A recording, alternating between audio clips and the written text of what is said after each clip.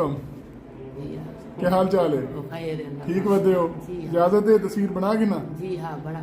अच्छा, कितने अरसे का है ये सारा केस? कितने अरसे का है? कितना अरसा थी गया तेनों? 6-7 साल। अच्छा, आप नहीं याद खावन डसेंदा पिया तेनों? जी हाँ। अच्छा, बस जट्टी जहाँ बोली वही ना। बच्चे कितने? हिको बच्चा? अच्छा, शादी नु कितना अरसा थी?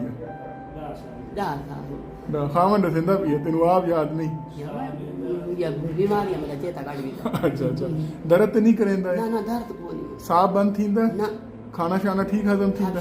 खुशकी पाए कने थींदी। अच्छा, ते उमे कुछ नहीं थींदा। तो ऑपरेशन क्यों नहीं कराया इतना बस अरसा? डरती हम ना। अच्छा। बच्चे लगे ने ना अजाए लगे ने। अच्छा। उन्हां दा इलाज कराई नहीं रही ना। अच्छा ठीक ते है, उसदा गिची दा इलाज नहीं करवाया।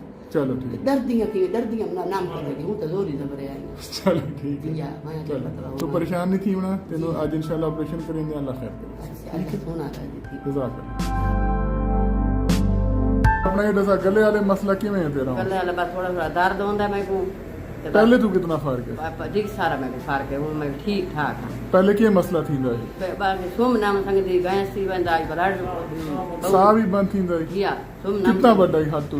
हां महसूस- बच्चे ना भला थींदा। हाथ ना दसाओ चा हां कितना बड़ा है? जी हां। हुन मतलब वो नहीं होगी। हुन खुश हो? हां जी तसल्ली ना लो। तसल्ली ना। चलो। अल्लाह सोना जिंदगी कर दी। अल्लाह जज़ाकल्लाह।